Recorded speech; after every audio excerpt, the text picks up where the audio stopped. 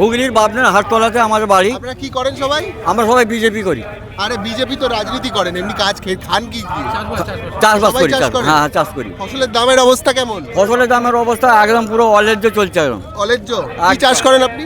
আমি আলু চাষ করি। আপনারা সবাই আলু চাষ করেন? হ্যাঁ, সবাই আলু। এই লাস্ট বার আলু কত টাকা করে বিক্রি করলেন? 100 টাকা বস্তা, 100 টাকা বস্তা। 100 টাকা বস্তা। কিলো দাম 100 টাকা। 2 টাকা কেজি আলু। কিলো আলু, তার চপ হবে। 2 টাকা কেজি আলু। টুকিটাকি ছোট টুকিটাকি। আচ্ছা, আলুটা আগে জিজ্ঞাসা করিনি। তাহলে আলু 2 টাকা কেজি বিক্রি করতে হচ্ছে? 2 টাকা কেজি। একটা কথা বলি, যেভাবে বাজারের পরিস্থিতি চলছে এই দিদির আমলে, যা চলছে, যা চালাচ্ছে, মানুষ এতে ক্ষিপ্ত, এবং এই সরকার যাতে না থাকে সেটা আমরা একদম চেষ্টা করছি যে না, শুধু নাচ গেলে তো হবে না, আপনার ফসলের দামটা পেতে হবে তো। ফসলের দাম মানে কত টাকা হলে আপনার লাভ হবে সেটা বলুন। ম্যাক্সিমাম 700 টাকা বস্তা।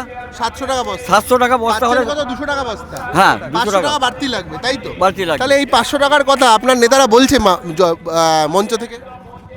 আপনার রাজ্যের যারা নেতা, কেন্দ্রের যারা নেতা, তারা মঞ্চ থেকে ফসলের দাম নিয়ে আমি তো বলতে শুনি না। মানে আপনার মনে হয় না এটা বলা উচিত? নেতারা তো চাষবাস ছেড়ে দিয়েছে। হ্যাঁ, মানে মমতা সরকার উনি টাকা মানে চুরি করে আনছে আর সব ভাগ হচ্ছে। ওদের কোনো মানে বাজার চললি। তার নেতারা তো চুরি করছে, আমি মেনে নিই। হ্যাঁ। আমি বলছি বিজেপির যারা নেতা, তারা মঞ্চ থেকে যদি না বলে কৃষকের ফসলের দাম নিয়ে, তাহলে তো হবে না। তার বদলে একটা মসজিদ তৈরি হচ্ছে, কটা মন্দির তৈরি হচ্ছে, মানে এইটা করে তো একটা কৃষকের ভালো হতে পারে না। আপনি কি তাই তো? কৃষকের ভালো হতে পারে না, অসম্ভব ব্যাপার। কৃষকের ভালো হতে গেলে তো সবাইকে একসাথে বলতে হবে। মানে বিরোধী সব সময় মরছে, সব আগেও মরতো, এখনো মরছে। আচ্ছা, আমি একটা কথা বলি, বিজেপি যে রাজ্যে ক্ষমতায় আছে সেই রাজ্যের কৃষক কি 700 টাকা বস্তা আলু পাচ্ছে? আমি একটা কথা বলি, রাজস্থানে বিজেপি ক্ষমতায় রয়েছে, হ্যাঁ, উত্তরপ্রদেশে বিজেপি ক্ষমতায় রয়েছে, যে যে জায়গায় বিজেপি ক্ষমতায় রয়েছে সেখানকার চাষিদেরকে বললে হয়তো বিশ্বাস করা যাবে যে তারা কিভাবে ন্যায্য পয়সা পাচ্ছে চাষের। পাচ্ছে। অবশ্যই পাচ্ছে। যোগী আদিত্যনাথ, তিনি রাজ্য সরকার রয়েছে, তিনি দিচ্ছেন, মোদী সরকার দিচ্ছে, আয়ুষ্মান ভারত চালু করতে দিচ্ছে না, সেটাও একটা ক্ষতিকারক। না, উত্তরপ্রদেশেও কৃষক আত্মহত্যা করছে। ডেটা, এনসিআরবির ডেটা বলছে উত্তরপ্রদেশেও অন অ্যান অ্যাভারেজে প্রত্যেক দিন একজন করে দুজন করে কৃষক আত্মহত্যা করে। এটা আমাদের ঠিক শুনুন, এটা আমাদের জানা নেই, তবে আমরা জানি যে মোদী সরকার থাকাকালীনে যেসব রাজ্য সরকারগুলো রয়েছে বিজেপি সরকার, তারা আশা করি সেই সব রাজ্যে প্রত্যেকটা চাষি সমান ন্যায্য পয়সা পাচ্ছে। তারা পাচ্ছে না, শুধু পশ্চিমবাংলায়, বাংলায় পাচ্ছে না। অবস্থা খারাপ, কৃষক ধর্ণা দিচ্ছে বাংলায় আমরা চাইছি যে পরিবর্তন হোক, আমরাও চাইছি। আজকে কি শুনতে চান মোদিজির কাছ থেকে? মোদির কাছে আমরা শুনতে চাই যে আমার হিন্দুত্ব শুনতে চান। এক্ষুনি বললেন যে আপনার ফসলের দাম পাচ্ছেন না, আপনি হিন্দুত্ব দিয়ে কি করবেন? ওটা তো চাই। হ্যাঁ? আগে আমার ধর্ম না খেতে পেলে ধর্ম? একদম। কেন খেতে কি মানুষ পাচ্ছে না? খেতে পাচ্ছে না কি মানুষ? ভালো পাচ্ছে না। চাষিদের হয়তো পাচ্ছে না পয়সা, ঠিকই আছে, তাহলে কিন্তু কিন্তু কৃষক যদি না খেতে পায় তাহলে আমি খেতে পাই কি করব? আজকে যে পরিস্থিতি ধর্মের চলছে, হ্যাঁ, আজকে দেখুন আমাদের দেশে সরকার, হালদার, মোড়ল সব তো মুসলমান। এরা তো মুসলমান ছিল না। ভবিষ্যতে আমাদের ঠিক এই দিনই আসবে, আপনাকে মুসলমান করে দেওয়া হবে। আমাদেরকে মুসলমান করে দেওয়া হবে। বাংলাদেশ যে অবস্থা হচ্ছে এখানে ঠিক ওই কথা আমি বলি, মুসলমান ভাইরা যে আমাদের এখানে রয়েছে, ইনি একটা মুসলমান। আচ্ছা, উনি মুসলমান। ইনি কোনোদিন চাইবে না, সেইটা যদি চাইতো বিজেপিতে আসতো না। মুসলমানরা চাইছে না অরিজিনালি যে দাঙ্গাটা লাগুক এই সরকারের থেকে।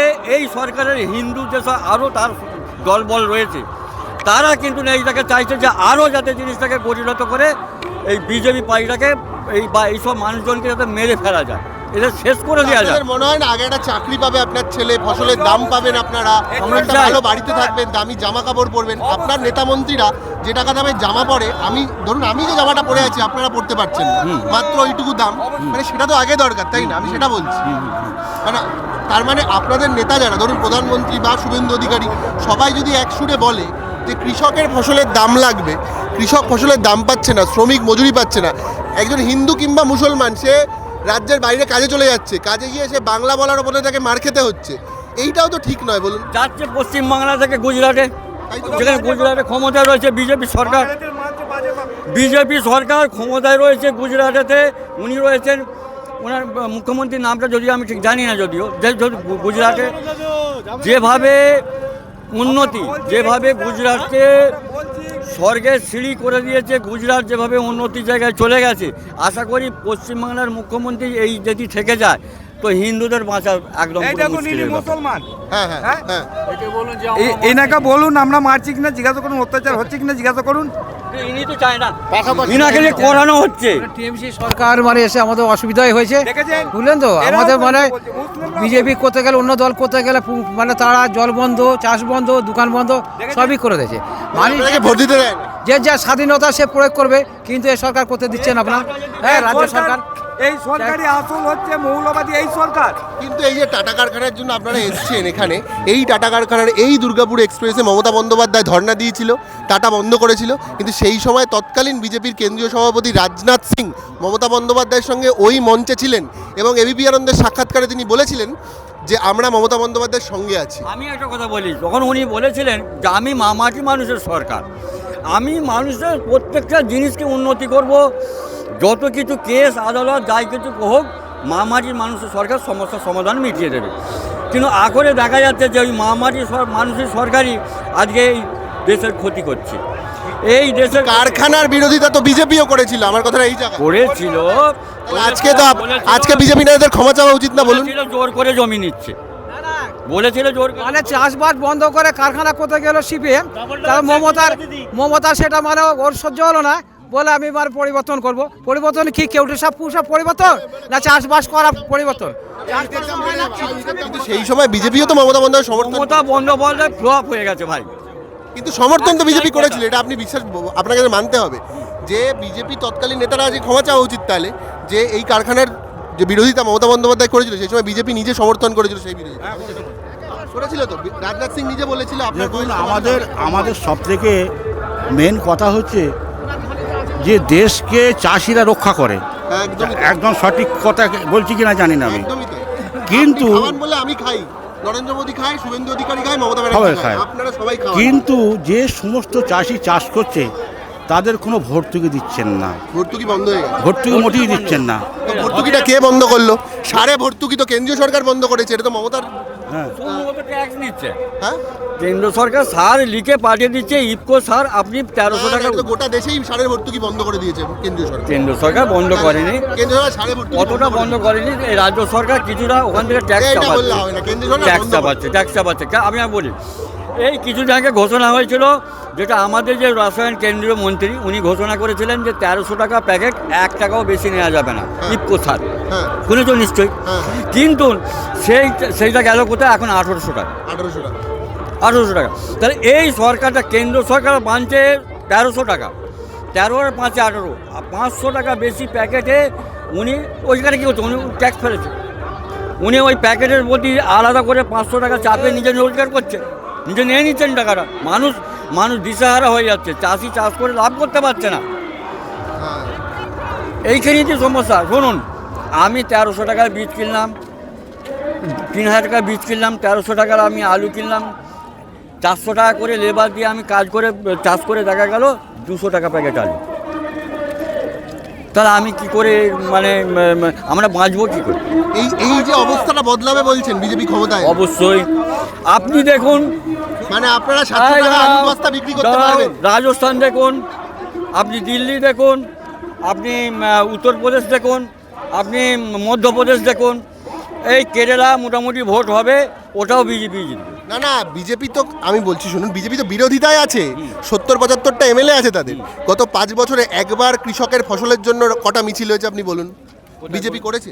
আপনার এখানে দল করেছে? এখানে এখানে না, ওটা কলকাতা আমি দেখি। দিচ্ছে না আমাদের, যে মুখ খুলে বলবে তাকে অ্যারেস্ট করছে। আরে শুভেন্দু অধিকারীকে মারবে নাকি? রাস্তায় মিছিল তো গাড়ি হতো। কাজ ভেঙেছে। আরে শুভেন্দু অধিকারী যখন হিন্দুদের কথা বলছে, মন্দিরের কথা বলছে, তখন তো ফসলের দাম নিয়ে বলতে পারে, আমি সেটাই বলছি। বলেছে শুভেন্দু কোনো মিছিলে কিচ্ছু হয় না। শুভেন্দু অধিকারী বারংবার একটাই কথা বলে যাচ্ছে যে দিদি তুমি যা করছো, কেন্দ্র সরকারের প্রকল্পগুলোকে সবই তো নিজের প্রকল্প করে নিয়েছো। 1 নম্বর কথা হচ্ছে সেটা তো গেলই, তুমি যা করছো এই এখানকার মানুষ। দিদি তো বলছে যে, দিদি যে বলছে যে আমি এখানে আমরা নিজেরাই স্বনির্ভর হয়ে অনেক কিছু করব, কিন্তু দিদি কি করছে? না ফসলের দামের প্রসঙ্গে আসুন, এইসব বাদ দিন। ফসলের দামের জন্য শুভেন্দু অধিকারী কটা মিছিল করেছে বলুন? একটা কথা আপনাকে বলি, আমি কোনোদিন দেখিনি। আমি একটা কথা, শুভেন্দু অধিকারী প্রচুর চাপের মধ্যে রয়েছে। অন্যরা করুক, শ্রমিক ভট্টাচার্য করুক, সুকান্ত মজুমদার করুক, বিজেপির করবে। ছোট নেতারা করুক, করবে 5 বছর কেটে গেল, করলো না। করবে। আমি একটা কথা বলি, এই সরকারের যা সিপিএম বরঞ্চ করেছে, একটা এমএলএ ছাড়া। এই সরকারের যা দুর্নীতি চলছে চতুর্দিক থেকে দেখা যাচ্ছে যে মানুষ বুঝে নিয়েছে এই সরকার সবটাই ক্ষমতা এলে হবে, বিরোধীদের কি হবে? ক্ষমতা এলে হবে ভাই, ক্ষমতা এলে। তাহলে বিজেপি ক্ষমতা এলে আরেকবার কথা বলবো, যদি ফসলের দাম যদি মানে আমি চাই বাড়ুক। আমি চাই, ভগবানের কাছে আশীর্বাদ করছি, ভগবান যেন বিজেপিকে এবারে আমরা দেখতে পাই, নাহলে আমাদের ভিড় বাঁচবে না। আমার একটা দোকান আছে, আমি ব্যাগ ফ্যাগ তৈরি করি, এইরকম ব্যাগ, সেই দোকানটাকে হামেশাই এসে বলছে তুই সারা বিজেপি করিস, তোর দোকানটা ভেঙে দেবো। তাই অবশ্যই তৃণমূল বলছে এই দোকানটা ভেঙে দিয়ে জলের প্রকল্প করতে হবে, এবার জলের প্রকল্প করতে জায়গা তো রয়েছে, আপনার দোকান তা নয় তুমি বিজেপি করছো তাই দোকানটা ভাঙবে। তোমার দোকানটা ভেঙে দেবো। তাহলে এই যে এদের মনের যে একটা মানে দুর্বলতা, এরা এই নিয়ে মানুষকে হুমকি ধুমকি, জমি জায়গা দখল করে নেওয়া, মানুষের সঙ্গে মার দাঙ্গা পিট